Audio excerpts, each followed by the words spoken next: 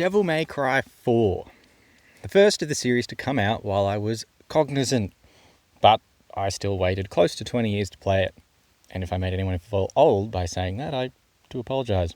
They want the best of me now, best of me now, best of me now, best of me. They want the best of me now, best of me now, best of me now, best of me. They want the best of me now, best of me now, best of me now, best of me now, best of me now. This game has big shoes to fill. It comes off the back of Devil May Cry finally figuring out what it wants to be and how to show it.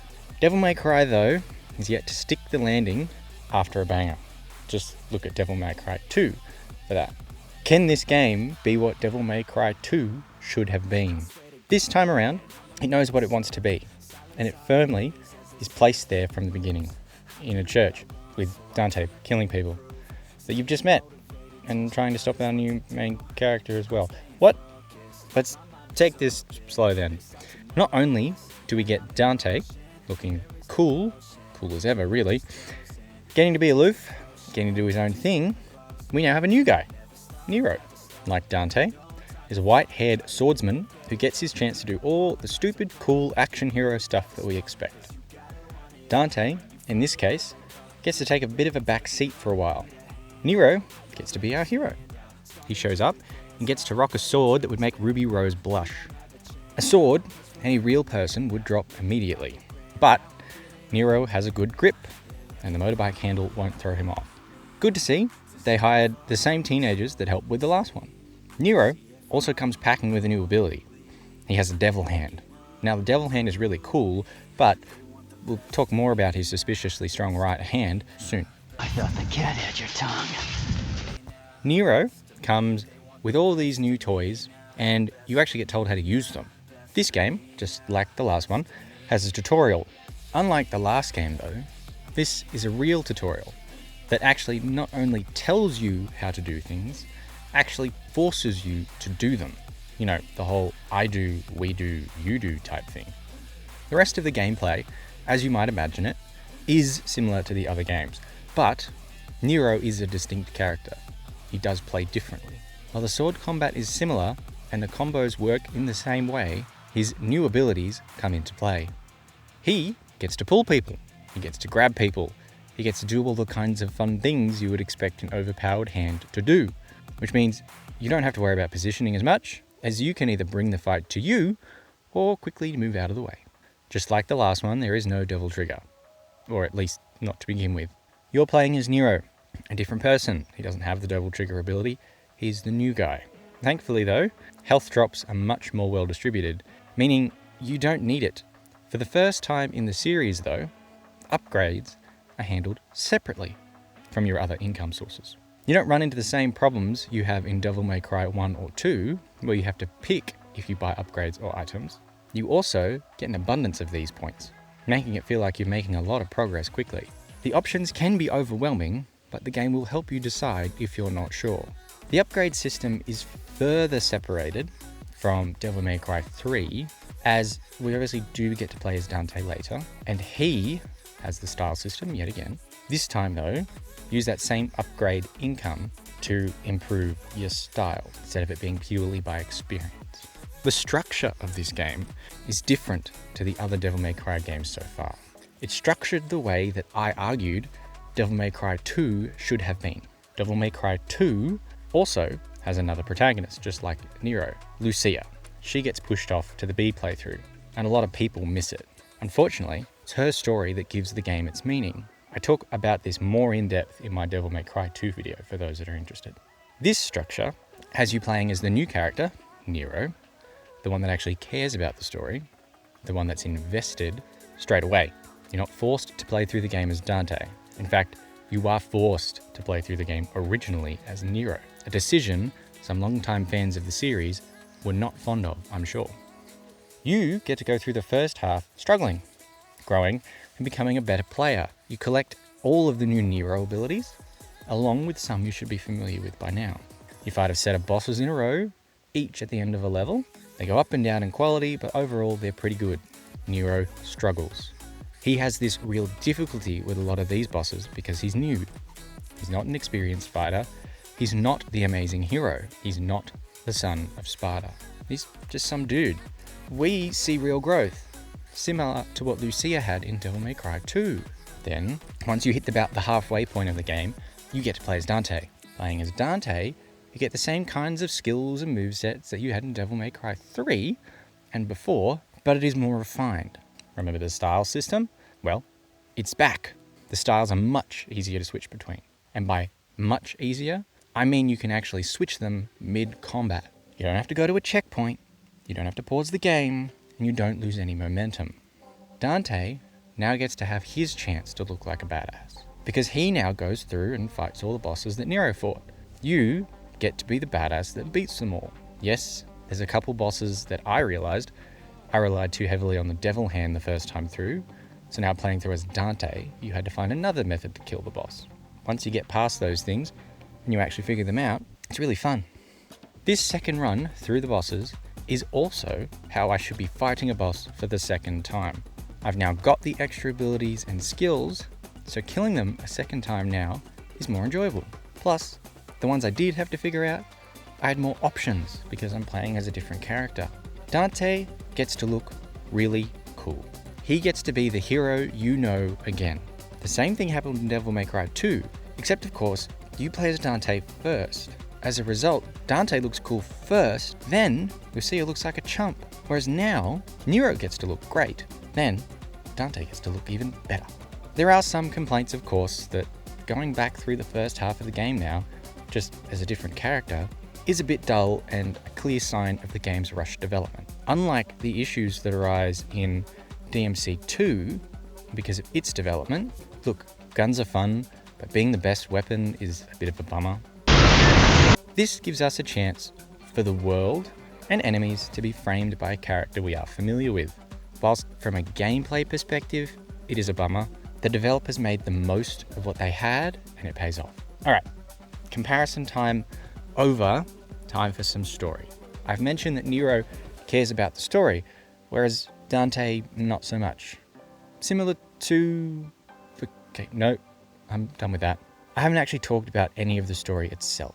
Nero, of course, gets introduced at the very beginning, gets his chance to look cool, kills a bunch of small monsters, and then he goes to church. While Nero's at the church, he keeps staring at the lead singer. He might have a bit of a crush. Dante shows up and starts killing people at this church. And so all of a sudden, we're very confused, because the church, it's a church, it should be fine. Dante and the church should both hate demons, so what's Dante's problem? Nero has to fight Dante. He gets to have some fun, and Dante runs off because, of course, Nero was never going to kill Dante. Nero gets the blessing from the church to then go find Dante. Nero runs off, goes on his grand adventure. We play through the first couple levels, and there's not a whole lot of story. We are then introduced to Gloria. This is the part where those teenagers kind of go off the rails, which also immediately pulls me out of the game. In my previous video, I mentioned in the series so far that all the women that appear look like they were designed by relatively well-adjusted adults. You don't feel like a creep just by looking at them, because they're still treated like real characters. None of what happens in the intro cutscene for Gloria feels like something a well-adjusted adult would produce. I've never met any real people that would move like that for the supposed purpose Gloria is moving. They barely constitute fighting moves, and the animators were probably working with different source material. I suppose if they hired the same teenagers that worked on Devil May Cry 3, they were probably 12 or 13 at that point. Those are the kinds of kids that tell you that a guitar that shoots bats is really cool. This scene, however, feels like it was made by a 15 or a 16-year-old who discovered what women are and who probably spends too much time on the internet and has a suspiciously strong right arm. Gloria is the main one that's treated like this. The rest of the female characters that show up later in the game, whilst the costumes have definitely been altered to fit a more male-gazey approach than in the previous games, they're at least not introduced to the game with their legs open. I got a bit distracted, but let's get back to the story. The church at this point starts looking a bit weird because the church has resurrected the person that Dante killed at the very beginning. Not normal church behavior, especially one, quote unquote, that hates demons.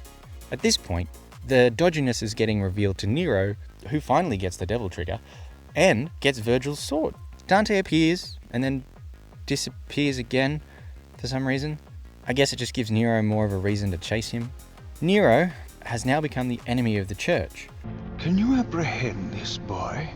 Because the church realizes his suspicious right arm is a demon arm, not in the way that most teenagers are. Gloria is now sent to chase Dante. The church decides to make its move against Nero. He beats the main knight, who is also an angel but also kind of looks like a demon. So as a result, the church kidnaps Nero's girlfriend, or want-to-be girlfriend, who also happens to be said knight's sister. You're chasing after the girl, you beat the bad guy, but of course a cutscene comes along and someone else swoops in and takes her away anyways. Outside of the devil arm, I'm not really sure why the church hates Nero so much at this point. Hopefully, that'll make more sense later. Dante appears and finally makes his intentions clear. I'm here for the sword. He wants Virgil's sword. He fights with Nero for it. We win, of course, but then Dante wins in the cutscene, which is a bit lame. Gloria makes an entrance and is revealed to be Trish. I'm so glad Trish is finally back. She was a huge character in the first one, and she's disappeared for so long. Back to the fight, Dante decides that Nero can keep the sword. Then keep it. Because he's got spunk. They leave on good terms and everyone's happy. Nero runs off after the church and is trying to stop the church from summoning God, little g. The sister/girlfriend is going to be used as a sacrifice to summon said God. The brother tries to save Nero and in the process betrays the church, and Dante shows up at the last minute to also try and save Nero. None of that works. Nero gets absorbed into the god, and Dante is now the only one that can stop the god and save the world. What a punk. The church sends a bunch of demons into the surrounding town. The church then uses this god to stop the demons and look good. The ultimate goal being to stage an apocalyptic event and use the god to save the world, making the church look like heroes. Then we get a flashback, bringing Lady into the game, and you get this absolute lore dump about the church. Thanks, Lady. It's a small congregation that gathers in the castle town of Fortuna. They believe that Sparta once ruled the land where the church now stands. The church was going after demons and devil weapons, so Yamato, Virgil's sword, and Sparta's sword, along with other weapons still carried by the demons. Lady, despite appearing so late in the game, is the one who kicks off the plot, first sending Dante and Trish off to the church. Dante, of course, doesn't want the church to be including his father in all this mess, so isn't very happy. Hence, back at present day, Dante has to go and collect the devil weapons, which basically means fighting all the bosses that Nero fought, killing them all, getting the weapons, and getting to do a nice little cool cutscene at the end, and then moving on. Dante gets to look cool killing the doctor, Do your homework first. a high-level executive at the church, and now Dante gets to go and fight Salvation, the god I was referring to before. He can't defeat him from the outside, so he sends Yamato in so Nero can finish the fight. Nero gets to kill the Pope, gets his moment in the sun. The girl doesn't care about his devil arm, but Nero has much more work to do. Sequel bait, teaser, whatever. Guess that kiss is gonna have to wait. Just because we've rolled credits doesn't mean we are done with the game. We could choose to go back on harder difficulties, or simply aim to improve our ranks, like most other Capcom games, or use some of the extra modes. I didn't mention in the previous videos, but in the other games, you do have the option to play through the campaign as different characters. In the second one, if you beat it on hard, you even get to play as Trish. DMC4 is the same, except you have the most options. You get to play through with Virgil on his own, and then one with Lady/Trish. They have the same split as Dante and Nero.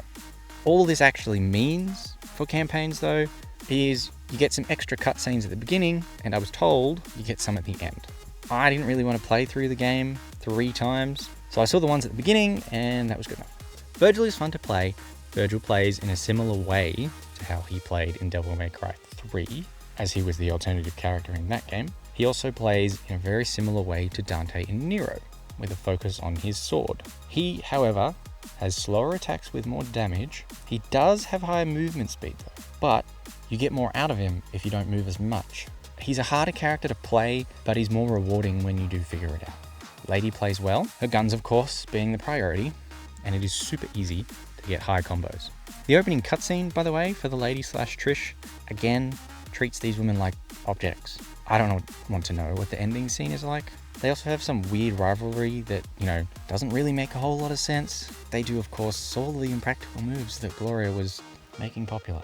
Why I'm distracted by this point again, I want to quickly point out, the female character that gets introduced in this game, I haven't once used her name.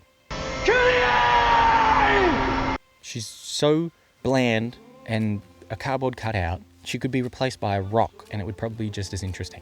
These pre-existing characters, when you look back in their previous games, all have their own motivations, they're all there for their own reasons, they're all doing their own stuff.